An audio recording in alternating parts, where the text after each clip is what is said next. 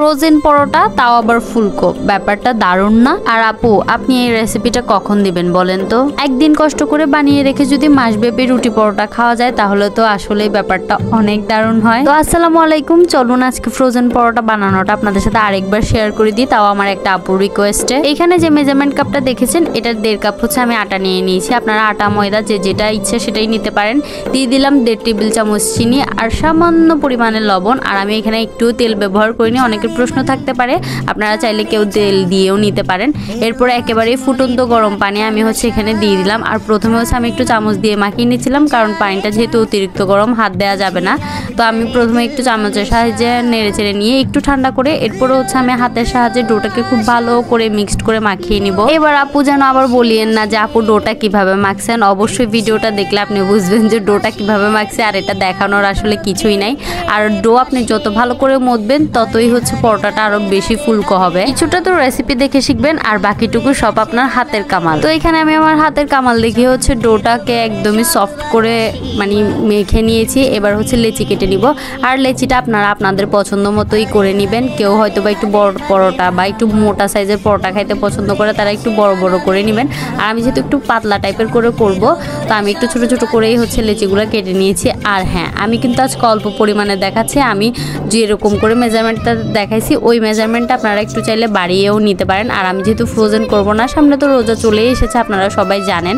তো সেই জন্য এখন আর পরোটা ফ্রোজেন করছি না। এতদিন ফ্রোজেন রুটি পরোটা করা যেগুলো ছিল সেগুলোই হচ্ছে খাওয়া হয়েছে এই আর কি। আর এদিকে তো দেখলেন আমি ডোগুলোকে কিভাবে হচ্ছে হাতের সাহায্যে গোল গোল করে নিয়েছি, ঠিক এভাবে হচ্ছে গোল গোল করে নেবেন। এরপরে চলে আসলাম হচ্ছে বেলাবেলির কাজে। ডোগুলোকে লেচি কাটার পরে যেভাবে গোল করে নিয়েছি সেভাবে গোল গোল করে নেবেন, তাহলে আমার নতুন আপুদের হাতেও কিন্তু পরোটা ফুলে ডাবল হয়ে যাবে। এটা কিন্তু ছোট্ট একটা টিপস, আপনারা চাইলে সবাই এটা ফলো করতে পারেন যাদের হাতে হচ্ছে রুটি পরোটা ফুলতে চায় না। তো এখানে ছোট ছোট করে প্রথমে আমি রুটিগুলো বেলে নিয়েছি, মানে গোল শেপের করে বেলে নিয়েছি। এরপরে তেল দিয়ে দিলাম। আপনারা চাইলে ব্রাশের সাহায্যে তেলটা ব্রাশ করতে পারেন, কিন্তু আমি হাত দিয়েই হচ্ছে কাজ সেরে নিচ্ছি, যেহেতু আমি অল্প করে পরোটা বানাবো। যদি বেশি করে বানাতাম তাহলে হচ্ছে ব্রাশের হচ্ছে প্রয়োজন হতো আর কি। এরপরে এভাবে চারকোনা করে ভাজ করে নেবেন।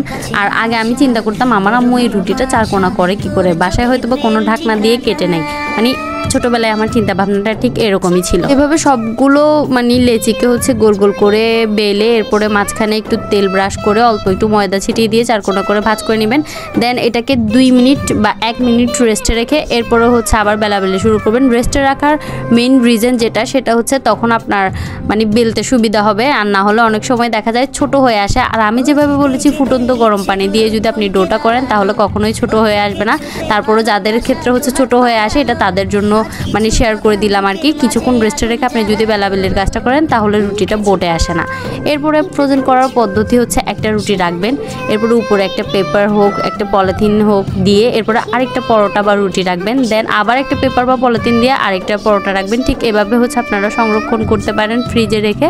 তো আমি যেহেতু আজকে সংরক্ষণ করব না, চলেন আপনাদেরকে 2-1টা পরোটা ভেজে দেখেন। আর আশা করি আমার কথা শুনতে শুনতে ভিডিও দেখে বুঝে গেছেন পরোটাটা কিভাবে ফুলে উঠেছে। আপনি ফ্রোজেন করার পরেও পরোটাগুলো এভাবে ফুলে উঠবে, কারণ আমি মাঝে মাঝে ফ্রোজেন পরোটা হচ্ছে আপনাদেরকে ভেজে দেখাই। অবশ্যই ওই রকম একটা ভিডিও দেখে এক আপু আমাকে অনেক রিকোয়েস্ট করছিল, উনি আমাকে কয়েকবারই রিকোয়েস্ট করেছে। আসলে আপু আমারও অনেক দিনের পরোটা রুটি ফ্রোজেন করা ছিল, তো আমি যেহেতু আর বানাইনি তাই হচ্ছে ভিডিওটা এতদিন আপনার সাথে শেয়ার করা হয়নি।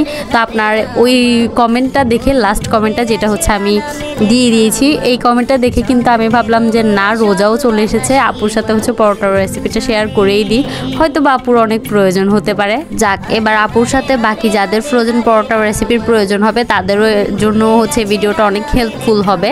তো এই তো আজকে ভিডিওটা হচ্ছে এই পর্যন্তই রাখবো। আর আপু সরি এত লেট করে হচ্ছে ভিডিওটা আপনাকে শেয়ার করার জন্য। আর হ্যাঁ, পরবর্তী ভিডিওর জন্য সবাই হচ্ছে অপেক্ষা করবেন। আর যদি ভিডিও ভালো লাগে অবশ্যই লাইক কমেন্ট আর একটা শেয়ার করে দিবেন। পরবর্তী ভিডিওর জন্য সবাই পাশে থাকবেন। সবাই ভালো থাকবেন, সুস্থ থাকবেন। আল্লাহ হাফিজ।